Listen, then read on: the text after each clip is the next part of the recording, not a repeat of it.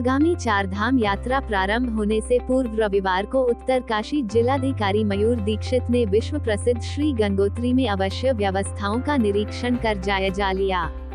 यात्रा के सुगम संचालन को लेकर जिलाधिकारी ने संबंधित अधिकारियों को जरूरी दिशा निर्देश दिए।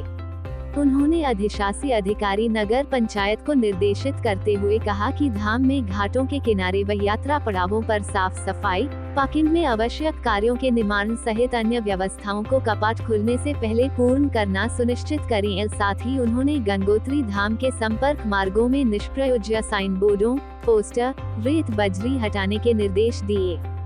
जिलाधिकारी ने कहा कि चारधाम यात्रा सुगम व सुव्यवस्थित हो, इस ओर अभी समय रहते गंगोत्री धाम के साथ ही यात्रा मार्गों के मुख्य पड़ावों पर पेयजल, विद्युत, शौचालय आदि व्यवस्थाओं को दुरुस्त कर लिया जाए। उन्होंने पुलिस विभाग के अधिकारियों को निर्देश दिए कि यात्रा से पूर्व मंदिर परिसर के प्रवेश द्वार पर मंदिर में जा रहे आगंतुकों का नाम, मोबाइल नंबर रजिस्टर में अंकित करने भी सुनिश्चित करें। इस दौरान अधिशासी अधिकारी नगर पंचायत गंगोत्री रविराज सिंह बंगारी, सहायक अधिशासी अभियंता लोनिवी भटवाड़ी, राजस्व निरीक्षक हर्षिल महावीर नौटियाल सहित अन्य मौजूद थे।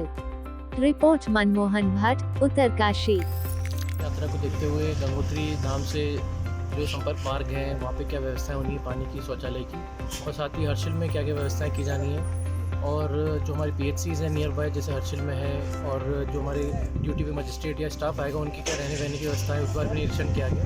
इसके साथ ही नगर पंचायत गंगोत्री का भी क्षेत्र का निरीक्षण किया गया ताकि आने वाली जो यात्रा है वहाँ पर उस समय कोई भी कचरा प्रबंधन के समय कोई समस्या उत्पन्न ना हो। तो इस बारे में अभी से प्लानिंग शुरू कर दी गई है, और निश्चित तौर पर जो आगामी चारधाम यात्रा है उसमें कोशिश यही रहेगी कि सुव्यवस्थित यात्रा हो, सभी संपर्क मार्ग यात्राएँ हाईवे जितने भी वो सारे रिपेयर करा लिए जाए, और कोई भी कचरा आदि कहीं दिखाई न दे, पूरा स्वच्छ एक साफ परिसर हर जगह दिखाई दे। मसूरी में कांग्रेस के प्रत्याशी गोदावरी थापली द्वारा मसूरी कांग्रेस भवन में कार्यकर्ताओं और समर्थकों का और जनता का आभार व्यक्त किया। उन्होंने कहा कि मसूरी और प्रदेश में कांग्रेस की हार अप्रत्यक्ष है। जिस तरीके से पूरे उत्तराखंड में भाजपा की जन और विकास विरोधी नीतियों के खिलाफ लोगों में आक्रोश था, उसका विपरीत परिणाम देखने को मिला है। उन्होंने कहा कि इसको लेकर कांग्रेस के वरिष्ठ नेता और केंद्रीय नेतृत्व लगातार समीक्षा कर रहा है। एक बार फिर कांग्रेस नेताओं ने EVM मशीन पर सवाल खड़े किए हैं। उन्होंने कहा कि जिस क्षेत्र में कांग्रेस का सबसे ज्यादा जनाधार था वहां पर भाजपा को सर्वाधिक वोट पड़े हैं, जो उनकी समझ से परे है। उन्होंने कहा कि इसको लेकर भी कांग्रेस के केंद्रीय और राज्य नेतृत्व लगातार समीक्षा कर रहे हैं। उन्होंने बताया कि अब चुनाव में EVM की जगह बैलेट पेपर से चुनाव कराने की मांग उठने लगी है। उन्होंने मसूरी से नवनिर्वाचित भाजपा के विधायक गणेश जोशी को भी शुभकामनाएं देते हुए कहा कि गणेश जोशी मात्र भाजपा के विधायक नहीं बने हैं, वो मसूरी विधानसभा के विधायक है। ऐसे में उनको सभी लोगों की समस्याओं को प्राथमिकता के आधार पर निराकरण करना होगा, वह भेदभाव की राजनीति ना करें। रिपोर्ट सुनील सोनकर, मसूरी। देश की हमारी महिलाओं ने जो वोट कास्ट किया उसके पीछे बहुत सारे कारण हैं। उसमें जो केंद्र सरकार की नीतियां थी, बीजेपी की, प्रदेश सरकार की थी, हम अपनी नीतियों को सही तरीके से जनमानस के तक पहुंचाने में लगता है कि हम असफल रहे, और उन लोगों की जो भी योजनाएं थी उसको घर घर पहुंचाने में उन लोगों ने मेहनत की, और आज उसका नतीजा ये हो कि जो मैंडेट हमारे खिलाफ किया और मैंडेट उनको मिला, ये बड़ा आज चिंता का विषय है। हमें आने वाले समय पर भी इस पर भी मंथन करना है कि कैसे हम लोग आगे अपनी पार्टी को मजबूती के साथ आगे बढ़ाएंगे। और मैं एक और चीज कहना चाहता हूँ, बहुत लोगों के विभिन्न क्षेत्रों से जो हमारे मित्र कई जिलों के या कई और बाहरी जिलों के भी हमारे कार्यकर्ता है, उनका मनोबल बहुत टूट रहा है। और कहीं तो करें हम क्या करें। मेरा सिर्फ मीडिया के माध्यम से और उन तमाम साथियों को मेरा अनुरोध करना चाहता हूं कि कहीं भी अपना मनोबल न गिराएं, और कहीं ऐसा हताश न हो कि ये हम चुनाव हार गए, हमारा कैंडिडेट हार गया, हमारी सरकार नहीं बनी तो हमारा क्या होगा। ऐसा नहीं है। फिर भी हमारा विपक्ष आज मजबूत है प्रदेश में, और कहीं ना कहीं जैसे कि हमारे प्रत्याशी जी ने भी कहा, गोदावरी जी ने कि हम जो विधायक जीते हैं उसको भी बधाई देना चाहते हैं और उनसे भी उम्मीद करते हैं कि सभी को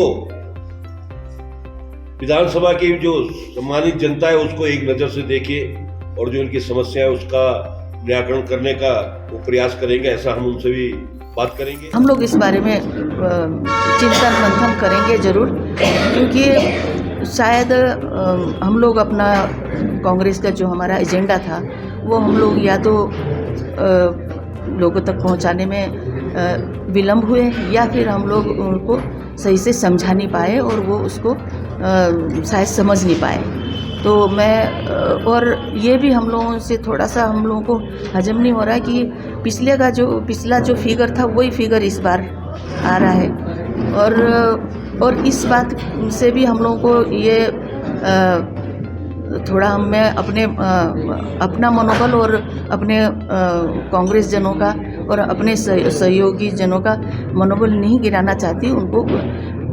इसलिए भी हम लोग वो है कि हमारे इतने वरिष्ठ हमारे इतने पूर्व मंत्री जन, हमारे प्रदेश के पूर्व मुख्यमंत्री जी, वो तक जिनको पूरा प्रदेश ने 42% मुख्यमंत्री के रूप में उनको मैंडेट दिया था, अपना विचार रखा था उनके प्रति, वो भी जब हार सकते हैं तो इसलिए हम लोग उसका बारे में हम लोग समीक्षा करेंगे और ये राष्ट्रीय स्तर पर हम लोग सभी लोग उसको करेंगे। लेकिन अभी हम बिल्कुल उनके साथ हैं और अभी हम जो विधायक जी जीते हैं उनको मैं शुभकामनाएं देती हूँ, उनको बधाई देती हूँ और उनसे निवेदन करती हूँ, अनुरोध करती हूँ और आशा करती हूँ कि वो हमारे जो कांग्रेस जन हैं और हमारे सहयोगी जन हैं उनसे भी भेदभाव न करते हुए सभी का समान रूप से एक नज़र से देखते हुए उनका कार्य करें और भी जो यहाँ की समस्या है जो हमारे पूर्ववर्ती सरकार ने छोड़े थे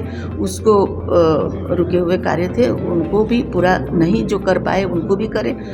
सभी अपने जो अगर उनकी नीतियाँ सही है तो उनका समर्थन करेंगे और अगर उनकी नीतियाँ खिलाफ रहेगी जनहित में तो हम लोग उनका भरपूर सभी टीम हम लोग मिलकर हम उसका पुरजोर विरोध करेंगे